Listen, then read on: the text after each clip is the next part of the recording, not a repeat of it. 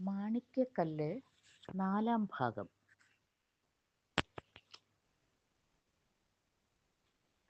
അവൾ അയൽനാട്ടിലെ രാജാവിൻ്റെ ഓമന മകളാണ്. അവളുടെ അന്തഃപുരത്തിൻ്റെ പിന്നിൽ വിശാലമായൊരു പൂന്തോട്ടമുണ്ട്. പൂന്തോട്ടം ചെന്ന് അവസാനിക്കുന്നത് അരുവിക്കരയിലാണ്. നിത്യവും അരുവിക്കരയിൽ ദാസിപ്പെണ്ണുങ്ങളുടെ കൂടെ ചെന്നിരിക്കും. അന്തി മയങ്ങാൻ തുടങ്ങുമ്പോഴേ തിരിച്ചു വരത്തുള്ളൂ. ഒരിക്കൽ അരുവിക്കരയിലായിരിക്കുമ്പോൾ മനോഹരമായൊരു സുഗന്ധം കാറ്റിലൂടെ കയറി വന്നു. മുല്ലപ്പൂക്കളുടെ സുഗന്ധം അവളുടെ പൂന്തോപ്പിലെ മുല്ലകളിൽ വിടരാറുള്ള പൂക്കൾക്കൊന്നും ഇത്ര മണമില്ല. സഖിമാരോട് ആ സുഗന്ധം പരത്തുന്ന പൂക്കൾ എവിടെയാണെന്ന് തേടി പിടിച്ചു കൊണ്ടുവരാൻ കൽപ്പിച്ചു. അവർ പോയി. അവൾ തനിച്ചായി. അന്തിക്കതിരുകൾ അലിഞ്ഞു ചേരുന്ന അരുവിയിൽ അങ്ങനെ നോക്കി ഇരിക്കുമ്പോഴാണ് പിന്നിൽ നിന്ന് എന്തോ അനക്കം കേട്ടത്. തിരിഞ്ഞു നോക്കിയപ്പോൾ കയ്യിൽ ഒരു കുടന്ന മുല്ലപ്പൂക്കളുമായി ഒരു ഭീകര രൂപം നിൽക്കുന്നു. രൂക്ഷമായ സുഗന്ധം പുറപ്പെടുന്ന ആ മുല്ലപ്പൂക്കളുടെ കാര്യം തൽക്കാലം മറന്നു.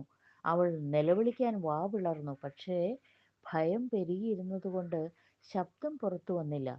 കാളരാത്രി പോലെ മുന്നിലെത്തിയ ആ രാക്ഷസൻ ചിരിച്ചു. എന്തോ പറഞ്ഞു. അവൾ കേട്ടില്ല. ബോധം നശിച്ചിരുന്നു. കണ്ണു തുറന്നപ്പോൾ അവൾ ഇവിടെയാണ്. ഈ സ്ഥലം എവിടെയാണെന്ന് അറിഞ്ഞുകൂടാ. ഇവിടെ എത്തിയിട്ട് എത്ര കാലമായെന്നും പറയാൻ വയ്യ. അടുത്ത മുറിയിലാണ് രാക്ഷസന്റെ കിടപ്പ്. രാവിലെ എവിടേക്കോ പോകും. ഉച്ചയ്ക്കാണ് പിന്നെ തിരിച്ചു വരുന്നത്. അവൾക്ക് വേണ്ട ഭക്ഷണ പദാർത്ഥങ്ങൾ അയാൾ വാതിൽക്കൽ കൊണ്ടുവന്ന് വയ്ക്കും. ഒന്നും സംസാരിക്കാറില്ല. പക്ഷേ ഒരിക്കലും തന്നെ ദ്രോഹിച്ചിട്ടില്ല. ഉച്ചയ്ക്ക് അയാൾ വരുമ്പോൾ ഒരു പിടി മുല്ലപ്പൂക്കൾ അവൾക്ക് സമ്മാനിക്കാറുണ്ട്. അവൾ ഒരെണ്ണം പോലും കൈകൊണ്ട് തൊട്ടിട്ടില്ല. എന്തിനാണ് ഇവിടെ കൊണ്ടുവന്ന് പാർപ്പിച്ചിരിക്കുന്നത്? അതിനയാൾ ഉത്തരം പറഞ്ഞിട്ടില്ല. പുറത്തു പോകേണ്ട കാര്യം പറയുമ്പോൾ മാത്രം രാക്ഷസന്റെ മുഖം രൂക്ഷമാകും. ഇവിടെ നിന്ന് രക്ഷപ്പെടാനുള്ള വഴി അവൾക്ക് അറിഞ്ഞുകൂടാ. രാക്ഷസനോട് എതിർക്കാനുള്ള ശക്തിയുമില്ല. മനുഷ്യരെയാണ് രാക്ഷസൻ തിന്നുന്നത്. രാക്ഷസൻ പോയ സമയം നോക്കി ഒരിക്കൽ മുറിയുടെ പുറത്ത് കിടന്ന് അവൾ ചുറ്റും കണ്ണോടിക്കുകയുണ്ടായി. അപ്പോൾ മനുഷ്യമാംസവും എല്ലുകളും കൂടിക്കിടക്കുന്ന ആ മുറി അവൾ കണ്ടിട്ടുണ്ട്.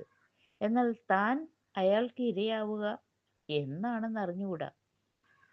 ആ കഥ കേട്ടിരിക്കുമ്പോൾ ജയചന്ദ്രന്റെ ഹൃദയത്തിൽ കോപത്തിന്റെ തീജ്വാലകൾ പടരുകയായിരുന്നു. സത്യൻ ശാന്തനായിരുന്നു കേട്ടു. അവസാനം അയാൾ പറഞ്ഞു, രാജകുമാരി, രാക്ഷസൻ നിന്നെ കൊല്ലില്ല. നിത്യവും മുല്ലപ്പൂക്കൾ സമ്മാനിക്കുകയും ഭക്ഷണം കൊണ്ടുവന്ന് തരികയും ചെയ്യുന്നതിൽ നിന്ന് ഞാൻ ഊഹിക്കുന്നു. നല്ല ഊഹിക്കലാണ്. ചുവന്നുപോയ മുഖം തുടച്ച് ജയേന്ദ്രൻ പറഞ്ഞു. പോറ്റി വളർത്തി അവസാനം ചാപ്പിടാമെന്നാണ് ദുഷ്ടന്റെ മോഹം. ഞാൻ അയാളുടെ കഥ കഴിക്കും. രാജകുമാരിയെ ഇവിടെ നിന്ന് രക്ഷപ്പെടുത്തണം. ശരി തന്നെ. അയാൾ കൊന്നു തിന്നാനല്ല രാജകുമാരിയെ ഇവിടെ കൊണ്ടുവന്നതെന്നാണ് ഞാൻ പറഞ്ഞത്. കൂടുതൽ തർക്കിക്കാൻ സമയമുണ്ടായില്ല. വാതിലുകൾ ഇടിമുഴക്കം പോലെ തുറക്കുന്ന ശബ്ദം കേട്ടു. രാജകുമാരി പറഞ്ഞു, രാക്ഷസൻ, രാക്ഷസൻ. നിലത്ത് വീണു കിടക്കുന്ന തത്തയെ സത്യൻ പൊക്കിയെടുത്ത് ഒളിപ്പിച്ചു വെച്ചു. സത്യൻ ധൃതിയിൽ താണ സ്വരത്തിൽ ചോദിച്ചു, രാക്ഷസൻ വരുമ്പോൾ തത്തയെ എന്താണ് പറയാറ്? ചോദിക്കുന്നതിനൊക്കെ ഉത്തരം പറയും.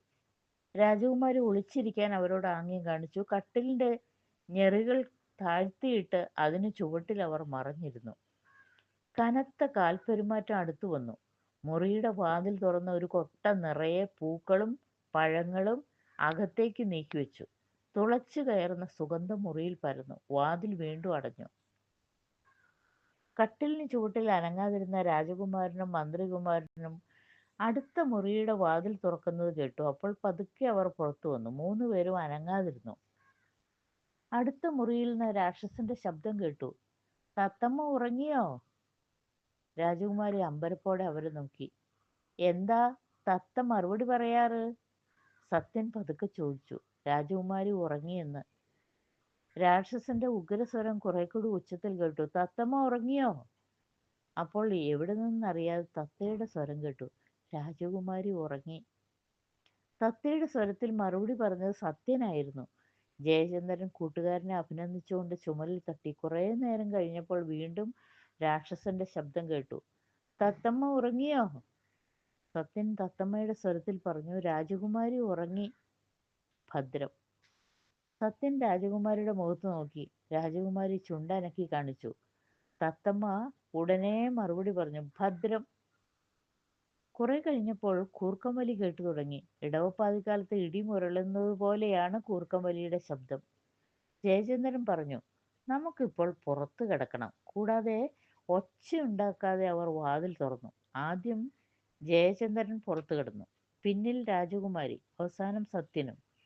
പതുക്കെ അടിവെച്ച് അവർ നടന്നു.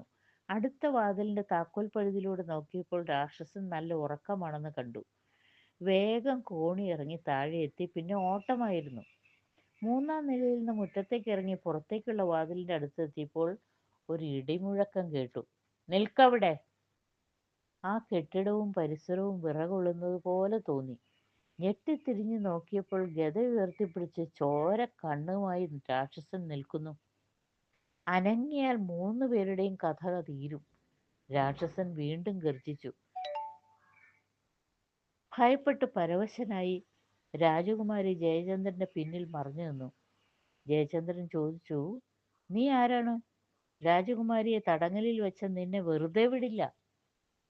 രാജകുമാരൻ രാക്ഷസനോട് നേരിടാൻ ഉറച്ചു. സത്യന്റെ പ്രതിഷേധങ്ങൾ വകവയ്ക്കാതെ വാൾ ഊരിക്കൊണ്ട് അയാൾ മുന്നോട്ട് നീങ്ങി. തീ തുപ്പുന്ന കണ്ണുകളോടെ ഗദ ഉയർത്തിപ്പിടിച്ചുകൊണ്ട് രാക്ഷസനും. അവർ അടുക്കുകയാണ്. സത്യനും രാജകുമാരിയും പകച്ചു നിന്ന് ആ രംഗം കണ്ടു. രാജകുമാരിയുടെ കണ്ണുകൾ നിറഞ്ഞിരുന്നു.